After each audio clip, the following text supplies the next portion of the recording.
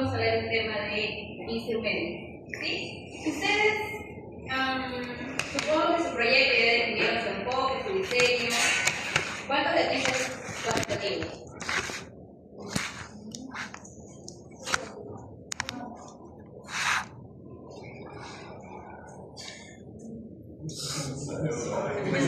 Saluda.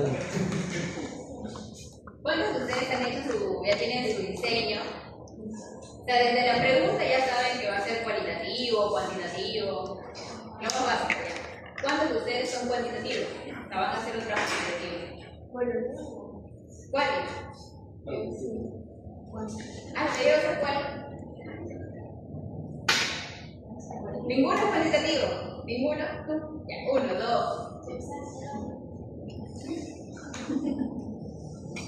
O sea, van a medir experiencia, van a hacer experiencias, vivencias, van a hacer preguntas abiertas.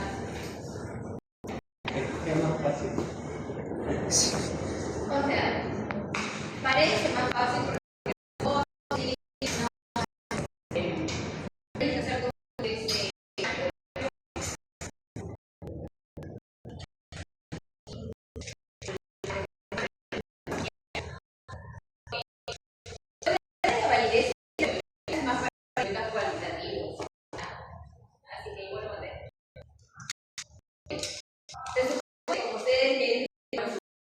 su problema de investigación, ya adaptaron su objetivo general, objetivos específicos, y con ello ya han hecho su cuadro de variables. Vamos a proceder a la parte que es la recolección de datos. ¿Cómo harían ustedes la recolección de datos? ¿Qué técnicas e instrumentos utilizarían? ¿No? Esta es una etapa en la cual, ya sea que ustedes diseñen su propio instrumento o saquen uno de la literatura, tienen que tener en cuenta algunos requisitos para poder incluirlo en su tema de investigación. ¿Ya? Primero comencemos con el modelo. La metodología que vamos a utilizar nosotros, vamos a pasar al método. Todos ustedes van a estudiar el método científico, que es lo que hicieron en su primera clase, y después vamos a pasar a las técnicas e instrumentos, ¿no? El método es el camino que vamos a tomar nosotros para hacer nuestra investigación. ¿Ya? Básicamente nos va a ayudar a regular, como dije, ¿no? Regular las variables durante el proceso de medición, registra, documentar básicamente sistemáticamente la información, transformar estos datos en información procesable y analizable, ¿no? Siguiente, técnicas de recolección de datos. ¿En qué se diferencian las técnicas de los instrumentos? Las técnicas van a ser básicamente esa estrategia de cómo hacer las cosas. Mientras que el instrumento es la herramienta, la técnica es cómo haremos las cosas, ¿sí, no? Podemos hacer las técnicas de, como dice, observación, entrevista a profundidad, uso focal, revisión documental o encuestas, ¿no? Y de ellas, básicamente es casi muy similar al instrumento específico que nosotros vamos a utilizar. Instrumentos de recolección, como les digo, son las herramientas que vamos a utilizar.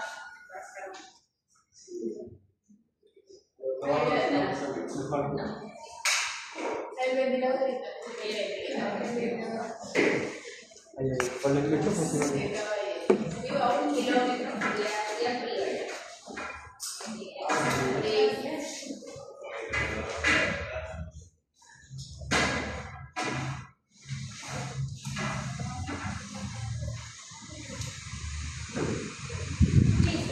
Continuemos. Es la herramienta que nos va a ayudar a recolectar los datos, a recolectar la información que vamos a necesitar, ¿sí? ¿Qué instrumentos de recopilación tenemos? Tenemos una serie de instrumentos que pueden ser el cuestionario estandarizado. Cuando yo llevé este curso, y la mayoría de mis compañeros utilizan como un cuestionario, ¿no? Básicamente es una herramienta ya estructurada que nos va a facilitar a nosotros. Ellos pueden ser de diseño propio o pueden ser un cuestionario ya creado que lo implementemos nada más, en el cual simplemente vamos a tener una serie de opciones, son preguntas cerradas con opciones múltiples y vamos eligiendo, ¿no? El objetivo es tener datos comparables y cuantificables que nos van a permitir generalizar estadísticamente esa información, ¿sí? Mayormente en los cuestionarios son métodos cuantitativos para poblaciones grandes, muestras grandes. ¿Sí? Tenemos también las escalas de medición, que pueden ser de Likert o estimación. ¿Cuál es la diferencia entre el cuestionario y la escala de medición? ¿Algunos se saben? En ambos son preguntas cerradas, en ambos hay opción múltiple, en ambos el entrevistado, la persona que va a responder la encuesta, el cuestionario, va a tener que marcar una opción. Básicamente la diferencia recae en que las escalas de medición son básicamente para ver intensidad de actitud, de comportamiento, ¿no? Por eso es que tenemos nosotros un rango que puede ir de 1 a 5, donde 1 significa que están muy en desacuerdo y 5 que están muy de acuerdo. Por ejemplo, el nivel de satisfacción del usuario, nosotros podemos utilizar esta herramienta para preguntarle, ¿no? Le ponemos la escala de 1 a 5 y le ponemos el enunciado. Me siento satisfecho con la atención del tecnólogo médico. Muy en desacuerdo, de acuerdo, no opina, muy de acuerdo y muy de acuerdo, ¿no? Entonces ahí nosotros podemos ir colocando qué opción nos parece más acorde. Como les digo, ese tipo de escala nos va a permitir a nosotros utilizar poder medir las actitudes, pero cuando ya están estandarizadas, ¿no? Muy diferente a si utilizáramos un método cualitativo en el cual nosotros pudiéramos quizás preguntarle a la persona, ¿no? Señora, ¿cómo se ha sentido con la atención del tecnólogo médico? ¿Cómo se ha sentido? ¿No? Y ella te va a decir, no, pero me pareció una tontería, que me trató mal, que me gritó, o puede decirte que me pareció el mejor ser humano del mundo, me cayó muy bien, etc. En cambio, la escala de Likert es más cerrada, ¿no? Simplemente le pones un enunciado y esa persona te va a decir si está de acuerdo o no está de acuerdo con el enunciado que está leyendo. Sin embargo, como son métodos mucho más simples, se pueden hacer a muchas más personas, ¿no? Por eso son estandarizados para poder llegar a la mayor población. También tenemos la escala de estimación. A diferencia de la escala de Likert, que es una escala en la cual simplemente ponemos de acuerdo o desacuerdo, esto básicamente nos va a permitir orientarnos con respecto a la frecuencia de una situación, ¿no? Aquí podemos poner nunca, a veces, siempre, casi siempre. Por ejemplo, me levanto a las 5 de la mañana. Nunca, siempre, casi siempre, o siempre puede ser, ¿no? Básicamente nos orientamos a eso. Va a registrar la frecuencia, la intensidad o la calidad de una situación específica. Listas de cotejo o los checklists. Básicamente, este es un instrumento, como dice, ¿no? Dicotómico, que registra exclusivamente respuestas de sí o no. Pues lo puedes llevar a la codificación con ceros y unos. Esto va a depender de tu lista, de tu tipo de instrumento que utilices, ¿no? Características principales, como dicen, ¿no? Registra binario, puede ser 0 y 1. Usos frecuentes mayormente para procesos de verificación, digamos, por ejemplo, llegas y encuentras un quieres ver preceptos de calidad sobre los equipos de rayos X, ¿no? Y tienes tu checklist. Cuenta con el tecnólogo médico que trabaja en ese que está de turno, cuenta con su licencia de defensa, sí o no. El tecnólogo médico cuenta con capacitaciones constantes para usos de rayos X pediátricos, sí o no. Básicamente así, ¿ya? Sí o no, marca sí. Esas son tus respuestas. Lo cierto es que es bastante simple, no te da mucha luz de la información, a menos que lo complementes quizás con otro tipo de instrumento básico, ¿no? ¿Cuál es la ventaja? Va a ser objetivo del observador y va a facilitar la comparación sistemática, lo mismo que los anteriores. Ahora, pasando ya a los instrumentos cualitativos, que es como dicen en su mayoría de ustedes, van a realizar, ¿no? Entrevistas estructuradas y semiestructuradas. ¿Cómo se llama? Semiestructuradas y las abiertas a profundidad, ¿no? Básicamente en las entrevistas es la interlocución entre esas dos personas o más, en la cual una le va a preguntar y la otra va a responder, ¿no? La diferencia entre esos dos en la entrevista semi-estructurada es que uno va a ir con su serie de preguntas, pregunta 1, 2, 3, 4, y acorde a cómo se va desenvolviendo la entrevista, puede que tú pongas la pregunta 2 primero, la pregunta 4 la segunda, así. Además, puede que hagas algunas pequeñas variaciones de la pregunta, ¿no? Quizás tú ves que tu entrevistado tiene un conocimiento mayor, entonces puedes usar palabras más técnicas, o quizás tiene un conocimiento menor y vas a tener que simplificar la oración, ¿ya? Obviamente esto ya ha pasado el proceso de aprobación de tu pregunta, claro.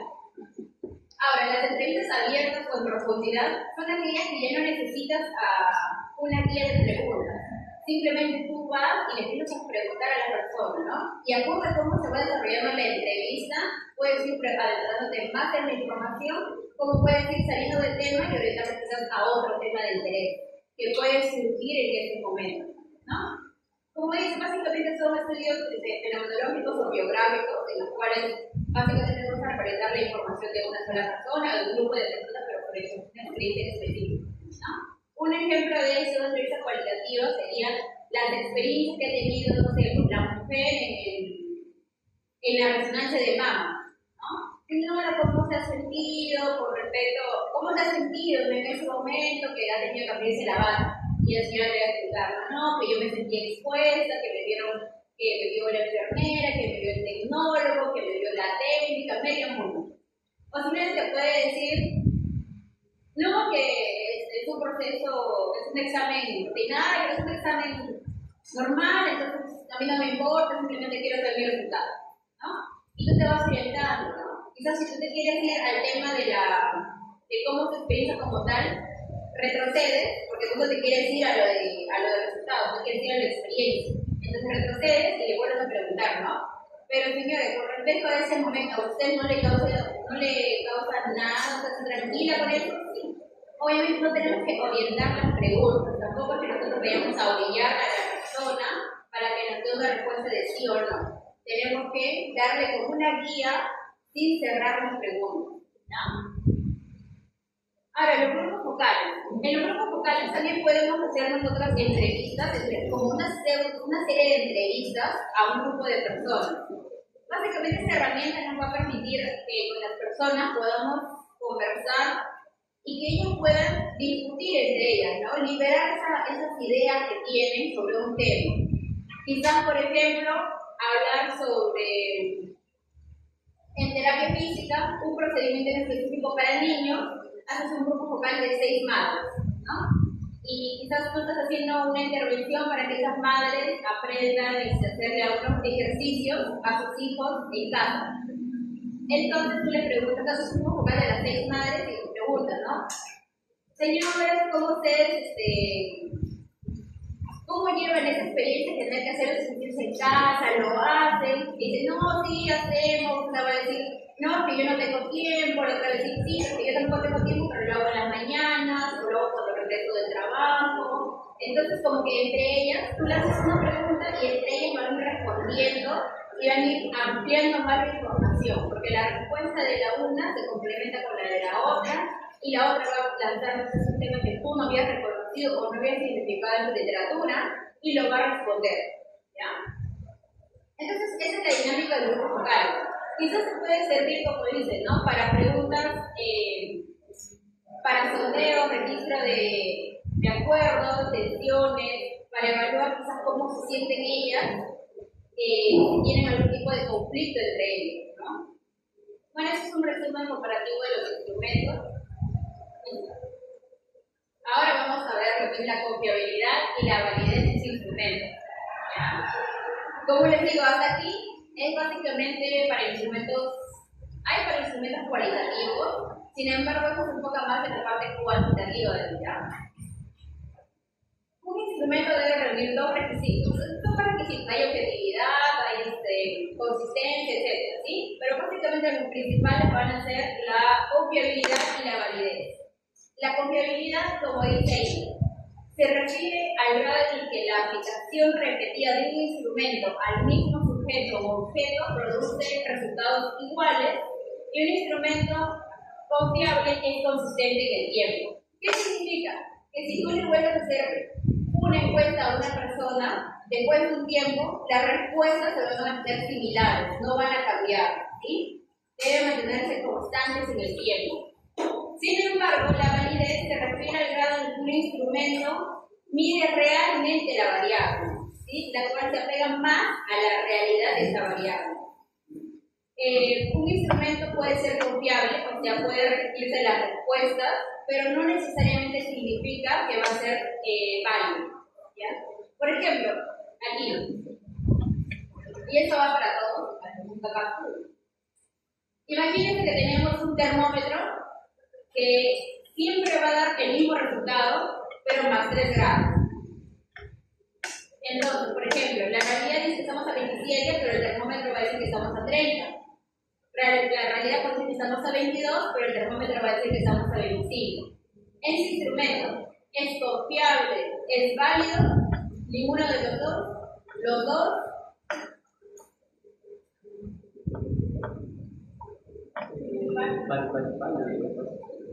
A ver, ¿quién dice que es válido? A ver, tenemos a dos que se lo tiraron ya. ¿Quién dice que es confiable? Ninguno. ¿Quién dice que son los dos?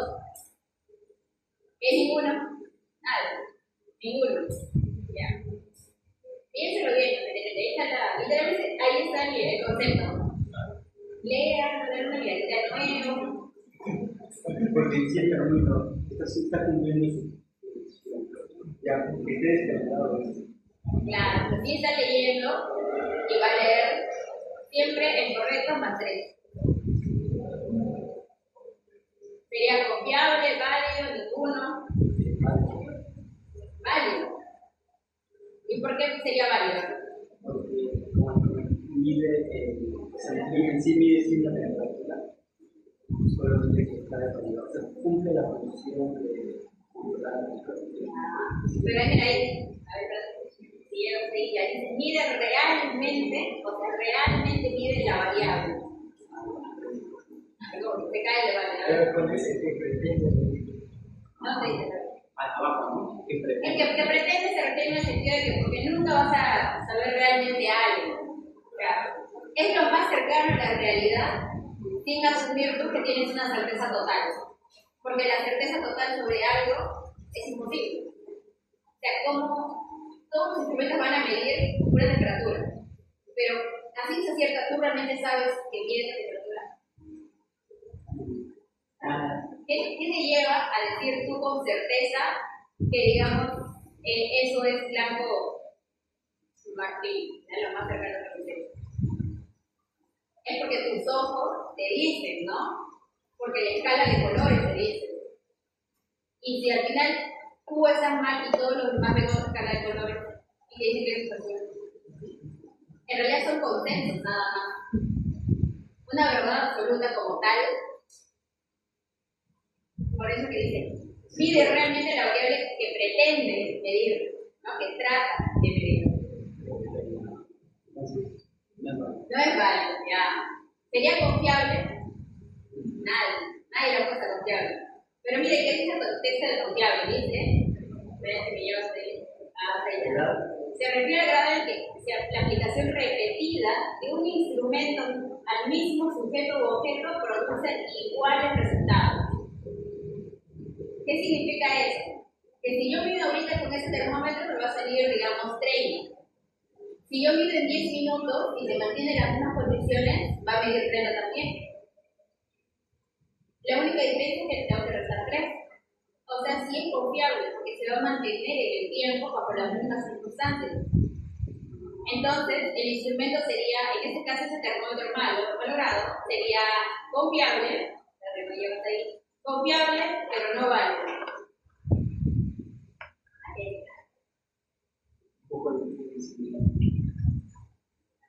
Espera que no me que conteste.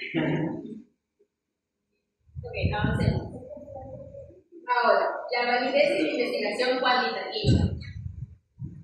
Como dice, la validez de un instrumento mide lo que tiene que medir, ¿no? O sea, el instrumento debe medir lo más cercano a la realidad, a la autenticidad. Para ello es necesario conceptualizar bien la variable, definirlo bien y conocer sus indicadores, rasgos, características, etc. Eso es lo que ustedes han hecho en su matriz de operación de variables, o en todo caso lo que han hecho cualitativo en su matriz de categoría.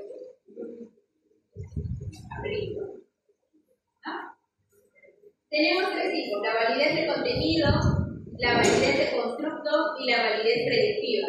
Lo ideal es que un buen estudio pueda validarlo de esas tres maneras para que tu instrumento pueda ser aprobado, ¿no?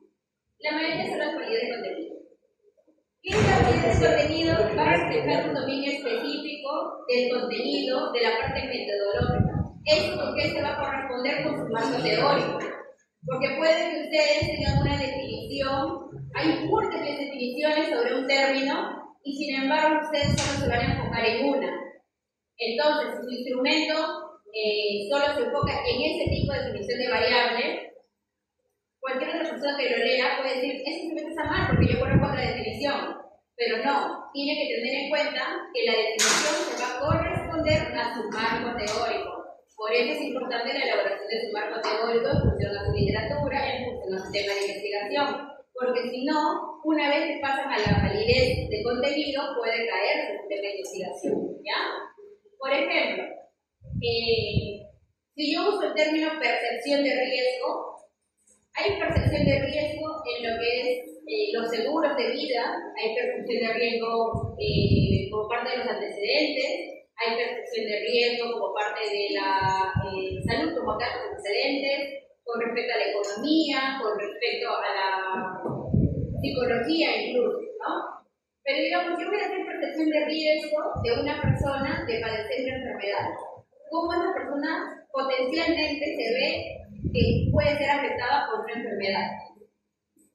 Y yo no voy a ver desde el punto de vista de la salud, porque al final todos somos de salud. Entonces voy a decidir la percepción de riesgo bajo esa línea, ¿no?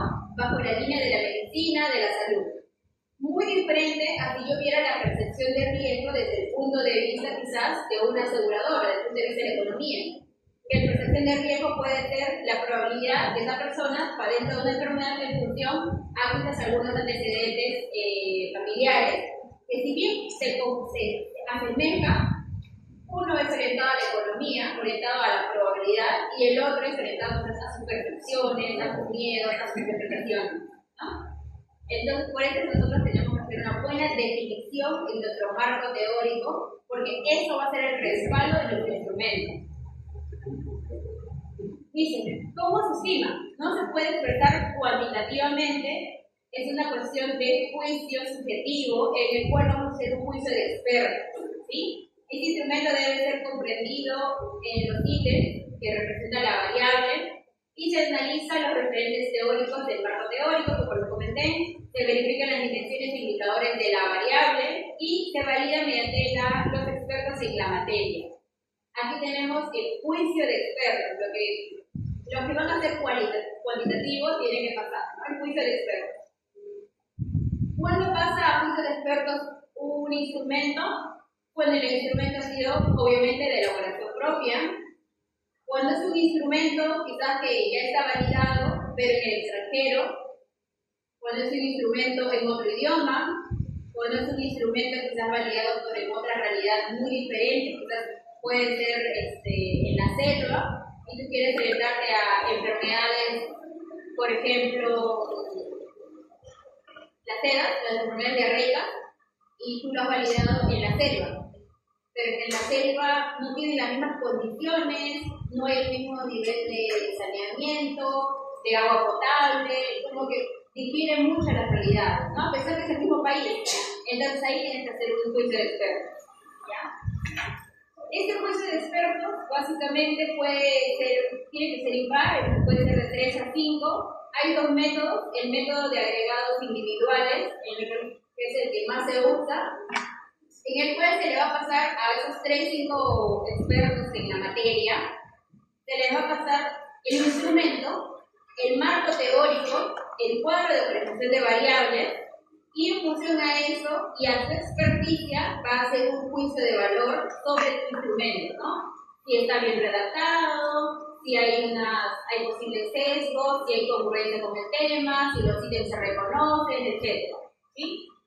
Ahora, el método de consenso grupal no es algo que se utilice mucho porque es más complicado. Es juntar a esos 3 o 5 expertos y que evalúen ahí mismo mediante un tipo de... y que evalúen mediante una charla, una confusión, una interacción entre ellos, tu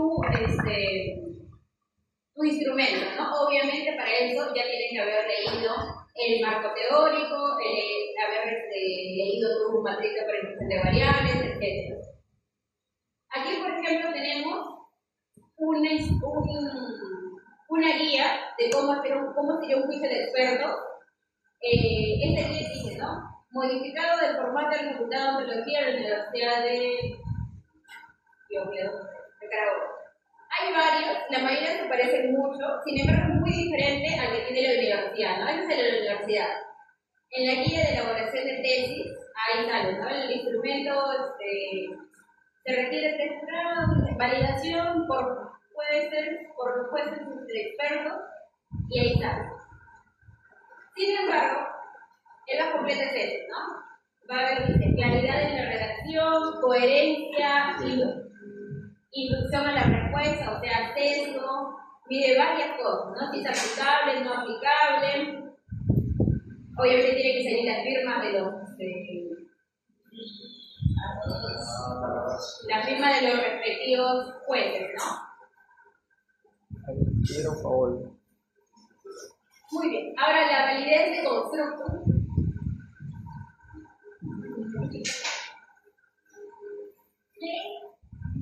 Si el nombre del instrumento y de la de la guía. Ya, la validez de constructo va a ayudarnos a conceptualizar los rasgos a gran manera de lo que viene a ser el instrumento, ¿no? Va a conceptualizar, como dice, mediante la conceptualización de los rasgos estudiados basado en una teoría determinada.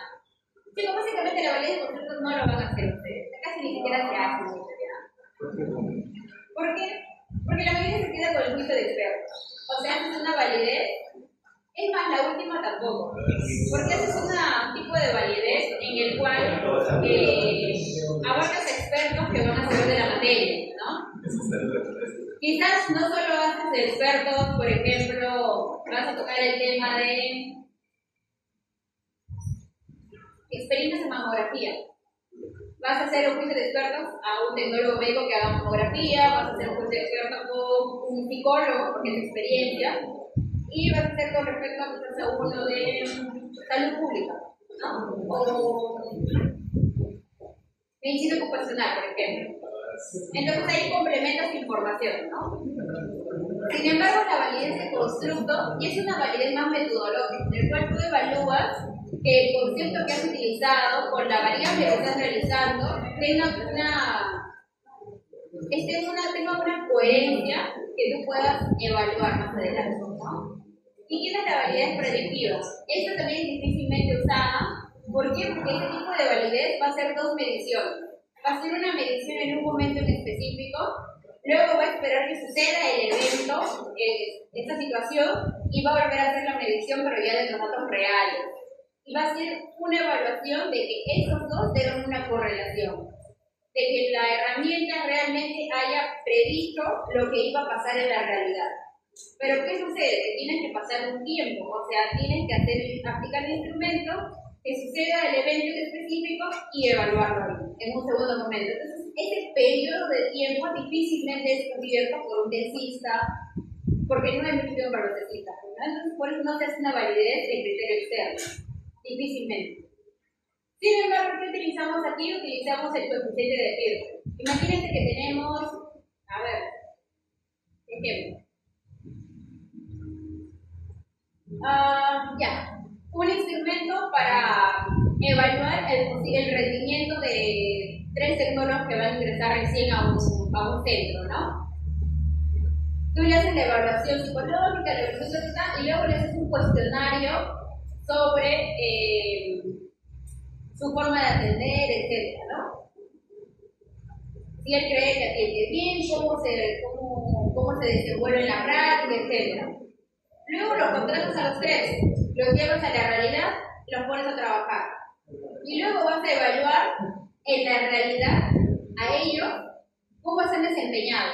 Y vas a comparar si tu instrumento realmente ha predicho ese comportamiento que has observado luego tú en la realidad. Si no lo predice, o sea, su correlación de Pearson es baja, significa que no es útil ese instrumento. Correlación de Pearson, como dice, ¿no? Para un solo instrumento, criterio único con variables continuas. Y el coeficiente de Sperman, básicamente para correlación por rangos, significado, cuando las variables usan escalas. Lo vamos a desarrollar más adelante. Por ejemplo, ya, siguiente. Ahora, la validez en la investigación cualitativa. Para los que hacen cualitativo, ¿no? Tenemos dos tipos, la validez interna y la externa. La validez interna o de credibilidad básicamente responde a la pregunta de ¿qué tan real es lo que voy a descubrir? Dice, ¿no? Requiere la validez de la observación, va a categorizar al máximo distinto claramente las categorías que vamos a observar. O sea, este es un pre. Esta validez interna, al menos esta primera parte, va a ser una evaluación previa a la investigación, a la aplicación del instrumento. Pero luego va a ser una validez al informante, ¿no? Que se presente datos que se corrobore su veracidad, que puedas tú evaluarlo y que puedas tú decir que realmente está respondiendo con certeza. Es subjetivo, desgraciadamente. Sin embargo, una validez externa es como tú le demuestras a los demás que tus datos son válidos. La validez interna es para ti, para tu evaluación, para que lo pongas en tus ventanas, etc. Sin embargo, la validez externa es como tú vas a presentar esos datos al público para que otro venga y pueda decir esto realmente está bien hecho o esto le ha faltado algún criterio específico, etc. Entonces, en la validez externa es como tú puedas incluir quizás en tu información, en tu redacción de datos, citas textuales de la persona, lo que han dicho, quizás puedas incluir notas de campo que tú has observado en ese momento, cosas que puedan darle una cierta, como dice, ¿no? Una cierta validez a tu trabajo. Por ejemplo, quizás tú al hacer tu triangulación de información, tu análisis, todo, pones textualmente una interpretación. Pero para darle peso a tu investigación vas a incluir, ¿no? Sin embargo, la participante B mencionó y pones entre comillas el enunciado. O sea, pones entre comillas lo que ella literalmente ha dicho que pueda ayudar o apoyar a tu enunciado que se ha sido tu conclusión, ¿no? Entonces, esa es una forma en la cual tú puedas verificar. No es algo en lo que tú puedas llegar a aplicarlo para extenderlo a poblaciones más grandes, porque ese no es el fin de una investigación cualitativa. La cualitativa simplemente es retratar una realidad que muchas veces no es replicable, ¿ya? Y tenemos ahora la confiabilidad. Como dicen, ¿no? La confiabilidad, de supuesto, como lo definimos, es la capacidad que tiene un instrumento para mantenerse en el tiempo, para repetir los resultados, ¿no? Tenemos la confiabilidad con la prueba piloto. Esto ya es después de la validez. Una vez que pasó tu juicio de experto, ya hiciste tu cálculo, ya sacaste todos tus datos, todo, ya lo optimizaste, ya está supuestamente listo, haces tu prueba piloto. ¿Qué significa hacer tu prueba piloto? Que lo vas a aplicar a un grupo de personas. Este grupo de personas debe ser o parte de tu población o debe ser de una población muy similar a la cual es tu objetivo, ¿no? Debe tener características similares, lo más similares posible. Sin embargo, esta prueba piloto, estas personas de la prueba piloto no van a ser partícipes de tus muestras. Entonces no las puedes reutilizar dos veces. Ellas simplemente te dan información y ya nunca más las vuelves a ver. A menos que depende por favor. Pero no las puedes volver a utilizar para tus muestras, lo más importante, ¿sí? ¿Cómo calculo yo cuánto va a ser necesario de personas para mi prueba piloto? Normalmente dicen que es el 10%, según obviamente la posibilidad, ¿no? Digamos que si yo voy a medir 800 personas en mi muestra, no voy a aplicar la prueba piloto en 80, no, es demasiado. obviamente hay que manejar los números. Sin embargo, tampoco puede ser menor de 5. Como dice aquí en los ejemplos, si son poblaciones de 10 a 50, está bien 5 a 10 personas, y hay más quieren por ahí, ¿no? No debe ser menos de 5 personas, y obviamente debe ser el 10% si es posible.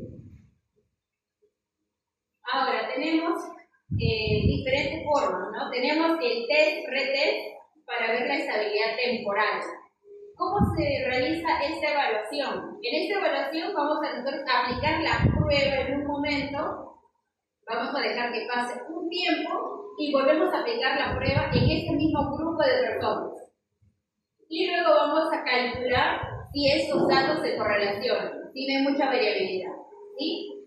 Obviamente esto sirve para ¿qué? Para datos de conocimientos, para información en la cual no haya posibilidad que se modifique tanto en el tiempo.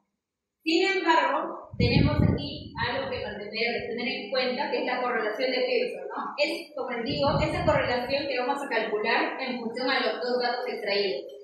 Digamos, ya tenemos nuestras 5 personas y le vamos a hacer una medición el día 1. Luego el día 20 hacemos una segunda medición. Este tipo de correlación es como se llama correlación de puntajes directos, que va a trabajar directamente con los datos para ayudarnos a calcular cuánta relación tiene esa información, esos datos, y si son si es posible y si va a ser confiable, ¿no?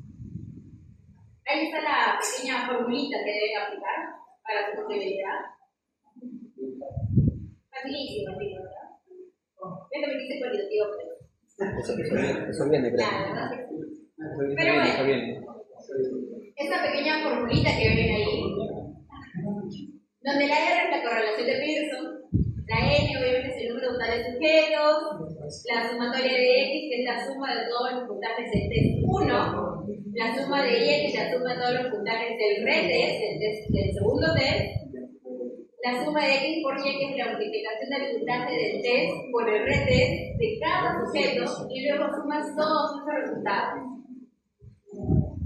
Luego la suma de los valores de X al cuadrado, donde vas a llevar al cuadrado el puntaje de cada t, y luego lo vas a sumar todo, que es muy diferente a la suma al cuadrado de la suma total de las respuestas del pretest. ¿Por qué? Porque en una estás sumando individualmente las elevaciones, y en la segunda estás sumando y elevando el cuadrado. Sí, pero así se parece mucho, pero al momento del 90 como que... Al momento es así. Ajá, es más bonito, más fácil. Por donde Dios mío. Las matemáticas sí me parecen monstruosas, pero cuando lo ves de otra manera, son bonitas. A la clase, hermano, a la clase. Ya, digamos. Entonces, tenemos acá la fórmula, ¿no? Un ejemplo, a ver, ahí está. Tenemos acá 4 sujetos para nuestro ejemplo, ¿no? Y se les ha hecho el test, que sería la X, y se les ha hecho el retest 20 días después, que es los resultados de Y. Donde X, la sumatoria de X es 55, la sumatoria de Y es 57, y todos los datos necesarios están ahí sumados. Y el periodo, ¿no? Ahora, haciendo la siguiente. Entonces vamos a reemplazar por partes esa fórmula para sacar los resultados, ¿no? Como tenemos acá ya todos los datos, simplemente vamos a reemplazar sobre esa fórmula, ¿no? N, que es el número de participantes, que son 4, por la multiplicación, por la suma de la multiplicación de X por Y, que vendría a ser 818, menos la suma de X por la suma de Y, que vendría a ser la suma de X que es 55 por la suma de Y que es 57, y nos va a dar un valor de 137. Ahora, y calculamos individualmente, ¿no? La raíz cuadrada de 4 por la sumatoria del cuadrado de los resultados individuales de X, que viene a ser 793, menos 55 al cuadrado, y ahí lo ahí está el ejemplo, ya no lo voy a hacer todo, pero por favor. ¿Qué dice al final? La correlación de Pearson nos sale de 0.958, donde se va a concluir que el instrumento es altamente confiable. ¿Por ¿Por qué? Porque las correlaciones van a ir de -1 a 1, ¿sí? Siendo -1 que no hay una correlación, es nula, y siendo 1 que hay una alta correlación, ¿no? En este caso, como estamos en 0,95, es una alta correlación, ¿ya? Y es fácilmente apreciable, ¿por qué? Porque si nos fijamos aquí en los resultados, en las respuestas, en este cuadro, vemos que en el test y en el retest hay una variación de un punto nada más, ¿no? Como que uno tiene, el sujeto 1 tiene 10, el otro tiene 11, tiene 15, 14, no hay mucha variación. Por ende, se corresponde con los resultados que hemos hallado nosotros en esta evaluación, ¿no? Sin embargo, eso sería fácilmente observable, pero cuando ustedes hagan eso por 100 personas, por 200 personas, como que la situación cambia, ¿no? Ahí sí es mejor la fórmula, más fácil. Ahora, la consistencia interna. Un instrumento tiene que tener un grado de consistencia interna, o sea, de homogeneidad, para que podamos nosotros aplicarlo. O sea, que lo que pretende medir, o sea, la variable que pretende medir, las preguntas que vayamos a usar en el instrumento se correspondan con esa variable. Significa que se tengan una relación entre ellos, ¿no? ¿Cómo hacemos eso? Por la división de mitades o las emites. ¿Qué significa? Que vamos a dividir las preguntas, ¿no? En caso de nosotros tengamos preguntas pares, vamos a dividir las preguntas impares en una parte y las preguntas pares en otra parte. A ver, ¿cuál es el beneficio de los emites? Que no vamos a hacer dos mediciones como lo haríamos en el anterior, sino solo una medición. Por ende, dividimos el cuestionario en dos partes, ¿no? Como le digo, las preguntas impares a un lado, las preguntas pares al otro lado, y aplicamos el test. Ahora, ¿por qué hacemos eso? Porque se supone que todas estas preguntas miden una sola variable. Si midieran diferentes variables, ahí no se podrá corresponder, tendríamos que hacerlo fragmentado. Pero como solo mide una variable y las preguntas se van a tener concordancia entre ellas, van a ser homogéneas, entonces podemos aplicarlo, ¿no? Básicamente, como dice, lo dividimos entre dos, sacamos los resultados y vamos a aplicar nosotros el coeficiente de la correlación de Pearson. Volvemos a aplicar nuestra correlación de Pearson entre esas dos respuestas para hallar una correlación. Y una vez que ya tenemos ese resultado, vamos a pasarlo por el coeficiente de Spearman y Brown. ¿Qué significa eso? Que una vez que ya tengamos la correlación entre estas dos mitades, hay que hallar la homogeneidad, pero ya en el cuestionario completo, en el instrumento completo. Aplicamos esta fórmula que va a estimar la confiabilidad del instrumento total, ¿sí? Y ahí está nuestro coeficiente de Spearman, donde RT es la confiabilidad del instrumento en su totalidad, mientras que RX es la correlación entre los subtests, o sea, la correlación que hay en función a la correlación de Pearson, ¿sí? Básicamente ese resultado que tengamos de 0, algo, lo aplicamos, no 2 por 0, algo, entre 1 más 0, algo, sacamos el resultado y ese es nuestra coeficiente de Pearson.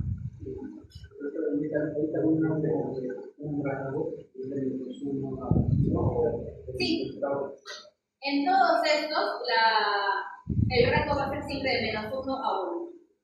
Pues al final, ahí. Aquí están los rangos. Ahora, ¿cómo tú clasificas los rangos? Hay muchos autores, por eso te he puesto ahí como 3 autores diferentes, ¿ya? ¿Por qué? Porque cada autor te dice, no, que mira que de 7 a 1, que mira que de 7 a 1, de 0,81 a 1, unos lo van a medir entre 5, otros lo van a medir aquí como entre 4. Varía mucho entre autor, ya depende de qué autor te apegue. Obviamente mayor de 80, mayor de 75 ya es como que es alta confiabilidad, ¿no?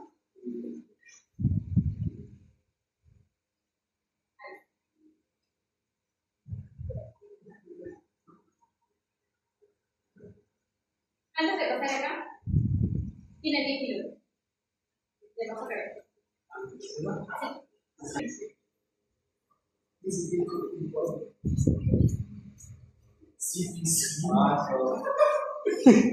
Listo, para continuar.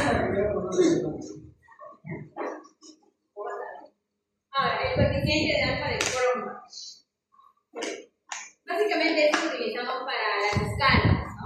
donde hay respuestas múltiples, ¿ya? Por ejemplo, en las escalas de Likert podemos utilizar el coeficiente de alfa de Cronbach. Bueno, es muy difícil. Ya. Básicamente, si nosotros tenemos, por ejemplo, un instrumento para medir satisfacción del usuario sobre, no sé, sobre la mamografía, la densitometría, etc. Y ahí tengo mi instrumento y yo quiero medir la confiabilidad. ¿Qué voy a utilizar? Esa técnica. Donde tenemos ahí nuestra otra pequeña fórmula, donde, como dice, ¿no? RTT es el coeficiente de confiabilidad de la prueba o cuestionario, que es el coeficiente alfa de Cronbach, donde K es el número de ítems del instrumento, o sea, las cuantas preguntas va a tener nuestro instrumento, y T al cuadrado va a ser la varianza total del instrumento y la sumatoria de las varianzas de los ítems, ¿ya? Eso es en función a las variantes. Hay otra en función a la distracción, pero es más complejo, el de las variantes es el que más utilizo. Ahora, retomando nuestro ejemplo anterior, tenemos aquí ya 5 estudiantes y esos 5 estudiantes han respondido 3 preguntas, ¿no? 3 ítems. Tenemos el puntaje de las preguntas, donde obviamente si nos damos cuenta hay una escala de 5. ¿Por qué? Porque supuestamente es un ejemplo de escala de Likert de 1 a 5. ¿Ya? Tenemos respuestas de 1, que son muy poco probables, lo otro de 5, etc. Ahora, ¿cómo calculamos nosotros nuestros datos? Vamos a calcular primero las varianzas de la misma base de datos usando la fórmula exacta, ¿no? Vamos a calcular la varianza de la 1, de la 2 y del tercer ítem. Vemos que nos salen 2, 2 y 1.2. Sumatoria de varianzas individuales nos va a dar la sumatoria al cuadrado, la sumatoria va a ser de 5.2. Ahora, la varianza real del puntaje total de esta columna va a calcularse en 15.2. Entonces ya tenemos todo, ¿no? De la fórmula. La sumatoria al cuadrado y la sumatoria individual. Por resultado. Ahora, recordemos que el número de ítems es 3. O sea, hay 3 preguntas. Vamos a hacer nuestra fracción. 5.2 entre 15.2, que va a ser 0.3. 3, 4, 2, 1. Se mandó ahí. Hacemos la resta, 1 menos el valor anterior, nos va a salir que es 1.5, multiplicado al final va a salir en 0.98, o sea, significa que es de una alta confiabilidad, ¿no? Como les digo, esto es para las escalas. Ahora, ¿qué pasa si nosotros tenemos una variable que solo se lee en 2 resultados, una variable dicotómica, o sea que puede tener solo 2 respuestas? Vamos a usar nosotros el coeficiente de Coulter-Richardson, que es el KR. Hay el KR20 y el KR21, ¿ya? Mayormente se usa el KR20 y como dice, ¿no? Para ítems dicotómicos, donde las respuestas son solo 2 y nuestro umbral de asertividad obviamente se va a considerar mayor a 7, mayor a 0.7 como una alta confiabilidad.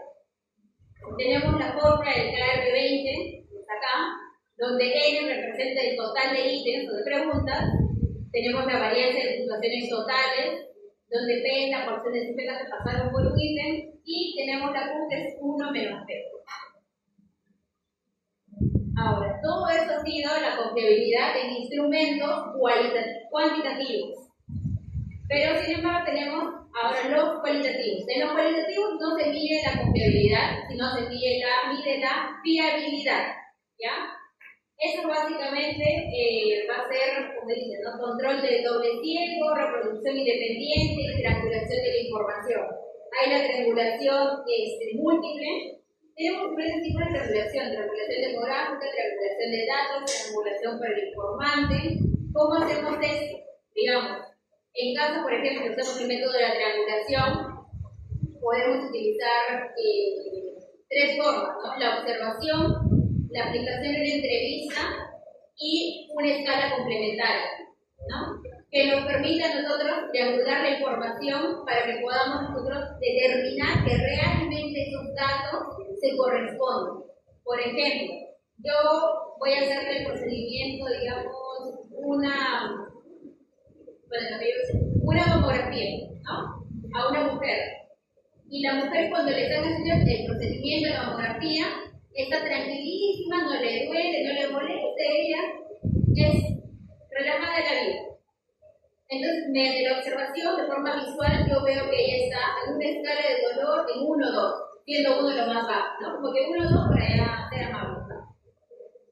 Pero cuando yo le hago una entrevista y le digo, señora, ¿cómo se ha sentido durante la mamografía? Te va a decir, no, que me ha dolido un montón, etc. Entonces, como que ahí te das cuenta que esos resultados se están disparando, ¿no? Como que no hay una correlación entre ellos. Entonces, por eso tú utilizas esos métodos de fiabilidad para poder constatar de que tus resultados realmente se corresponden. Tú utilizas diferentes métodos para poder constatar.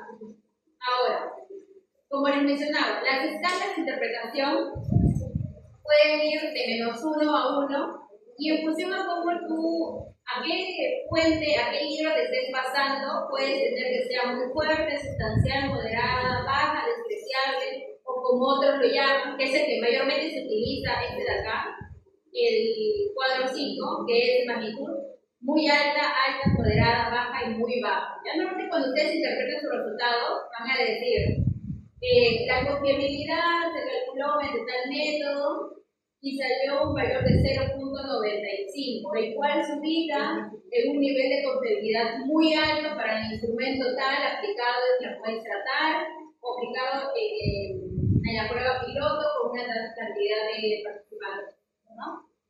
Entonces tienen que tratarlo así. Entonces ustedes tuvieran una respuesta baja o muy baja, su instrumento automáticamente es invalidado y tienen que repetirlo, ¿sí? Va a significar que ese instrumento no mide realmente lo que debe medir, o sea, no lo mide, no es repetible ni nada, ¿sí? Ahora, la interpretación de esto, como les digo, hay diferentes tablas, ya depende de ustedes cuál más quieran utilizar, diferentes autores. También tiene su tabla también, pero también creo que tiene algo así. ¿No? También es el que más van a utilizar ustedes. Los han mandado a leer también, ¿no?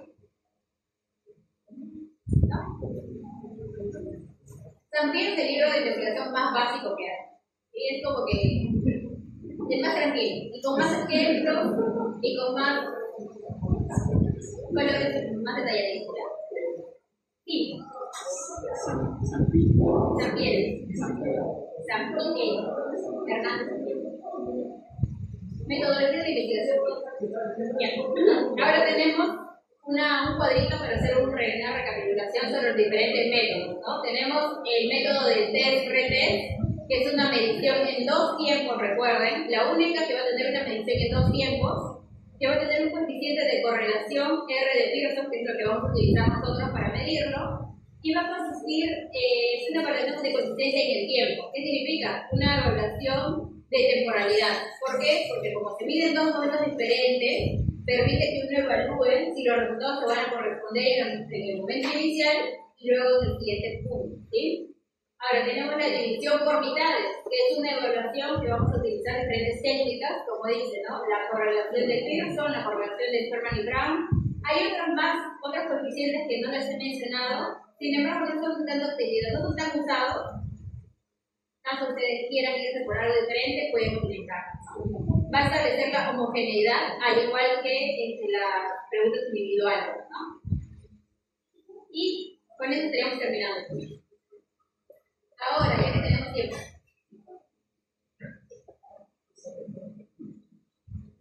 Ya que tenemos tiempo, vamos a realizar este artículo. Este es un artículo sobre el diseño y validación de cuestionarios, ¿no? En realidad, como les digo, en mi grupo de mi año, la mayoría hizo cuestionarios, así que por eso, siempre se han hecho cuestionarios la mayoría. Pero bueno, diseño y validación de cuestionarios, ¿no? Por ejemplo, nosotros quizás si vamos a elaborar nuestro propio cuestionario, ¿por qué? Porque vemos que no hay, porque vemos que no se aplican a nuestra realidad, que no son funcionales, etc. Decimos, ¿sabes qué? Vamos a diseñar nosotros mismos. O sea, yo quiero hacer mi propia herramienta, ¿no? Mi propio instrumento. A la hora de diseñar hay que tener en cuenta algunas cosas. La redacción es muy importante, por eso cuando ustedes pasen a su juicio de expertos, su evaluador no solo va a leer que haya una correspondencia en la temática, sino también va a evaluar de que haya una buena redacción, de que esa redacción sea posible de entender y de comprender. Por ejemplo, miren, digamos, en un ejemplo para preguntarle a la paciente, ¿no? ¿Cuántos embarazos ha tenido? Esa sería una respuesta muy escueta, o sea, muy simple. ¿Qué podemos nosotros modificar? Cambiarlo a señale el número de veces que ha quedado embarazada, ¿no? Es muy diferente, ¿por qué? Porque si uno dice cuántos embarazos ha tenido, la señora, pero, o sea, que cuenten los que ha llegado a término, o si yo tenía 5 hijos, pero que se me murieron 2, y así como que te va saltando 1000 números, ¿no? Y es como, sí, pero, ¿y el número? No, es que no me acuerdo, que no, ay, pero que mi hijo, te cuento su hijo. En cambio, si tú quieres ser más directo, ir a los números de forma directa, tienes que ser más conciso como pregunta, ¿no? Por ejemplo, ¿cuántos números de veces se ha quedado embarazada? Ya. 5. ¿Alguna ha finalizado, ha terminado en aborto? Ya no, solo han sido a término 3 y en aborto o pérdidas 2. ¿No? Entonces, como que embarazos han sido 5, pero hijos, realmente vivos, nacidos vivos, solo 3. ¿No? Entonces ya tienes una respuesta más concisa. Por ejemplo, dice, en el trabajo de los docentes y del personal de salud en cuanto a la preparación de la familia en aspectos de promoción y educación para la salud, ¿es suficiente, regular o insuficiente? Entonces, tú estás preguntando, usando una misma pregunta para 2 tipos de poblaciones diferentes. Una es los docentes y el otro es el personal de salud. O puede que el mismo docente también sea personal de salud, pero que tú al preguntar tienes que ser específico en qué rol le estás preguntando a esa persona, ¿no? Ahora, por ejemplo, otra. Sí.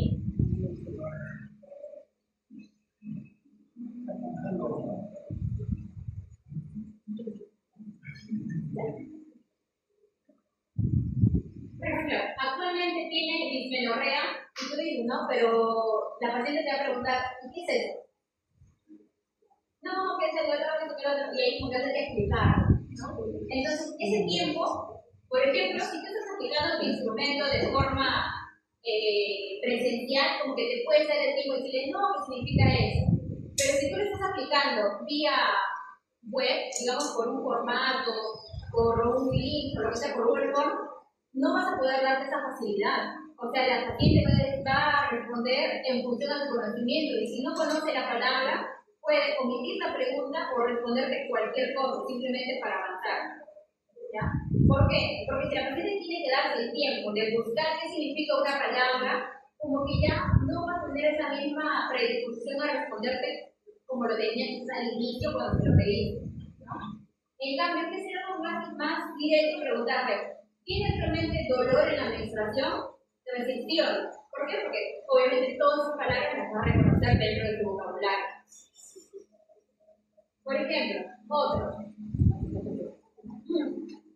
¿Qué castigo se utiliza más frecuentemente con su hijo? ¿No? ¿Por qué?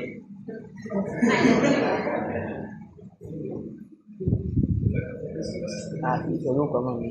Tenemos, por ejemplo, las opciones, ¿no? Golpe, gritos, no salir los fines de semana, quitarle la paga, otros, ¿no? ¿Cuáles? Nosotros no podemos como estereotipar los castigos, no podemos asumir qué castigos son, cómo van a ser los castigos, ¿no? Porque estereotipar eso no va a correr. Por ejemplo, otra, dice, no redactar preguntas de forma negativa. No debe permitirse la publicidad en la letra presencial, ¿sí o no? O sea, las preguntas deben ser marque la casilla adecuada, de acuerdo con su punto de vista. La publicidad a favor de la letra presencial puede permitirse, no debe permitirse, no tengo que ir. O sea, uno no puede como que inherentemente iniciar con un no. O sea, no puedo yo asumir directamente un no y obviamente mucho menos usar dobles negativas o hacer confusiones en el enunciado. ¿Ya?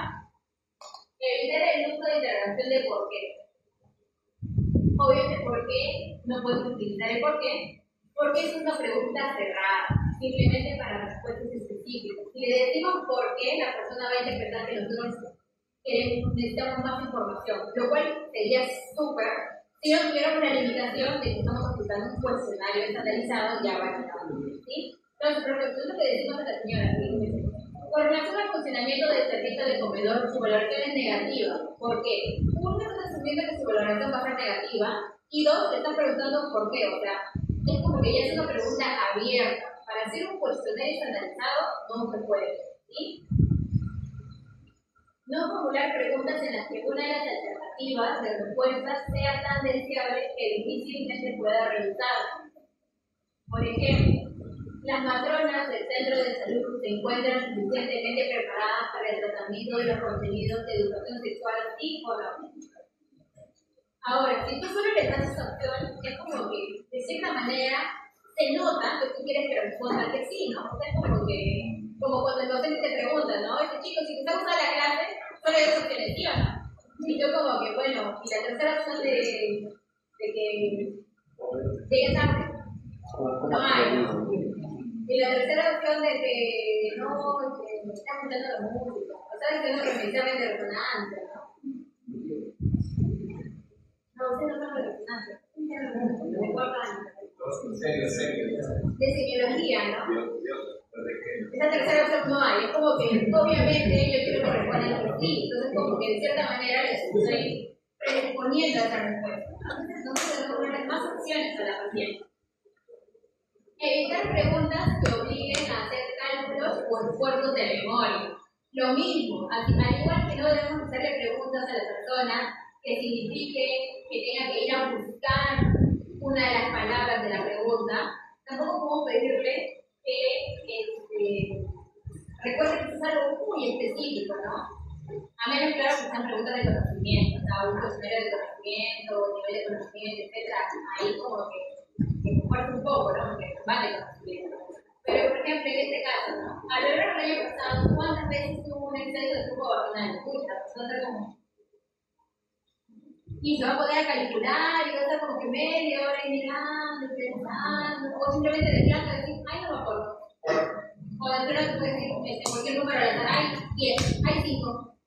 Y realmente ni siquiera te detenido a pensar. O puedes pensarlo demasiado y llegar a una respuesta, como puede que no lo piense y simplemente te diga lo primero que se le ocurre por la mente o te diga que no está de acuerdo. Entonces, al final eso termina siendo perjudicial también para tu mente. Bueno, básicamente es un ejemplo de cómo deberían ser su cuestionario. Seguro que ustedes en algún momento se animan a hacer su cuestionario de evaluación, su cuestionario de instrumentos de cuestionario, etc. Es un método cuando hacemos pruebas cuantitativas. Claro.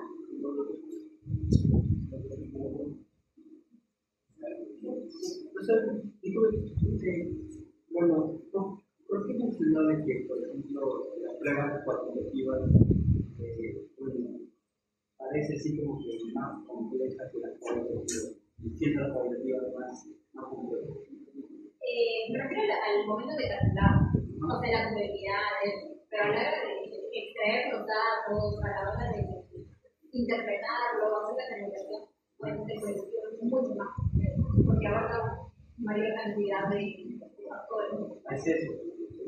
Me refería más al hecho de al calcular los coeficientes, la complejidad, el efecto exterior.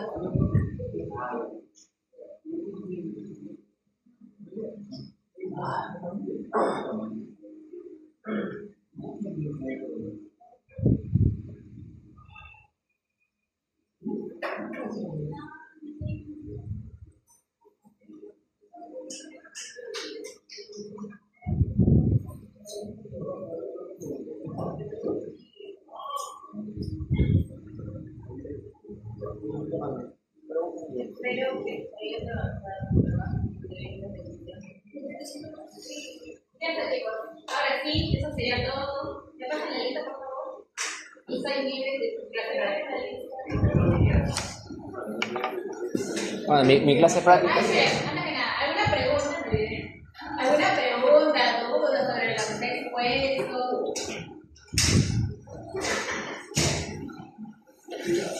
No, quedó claro. Bien.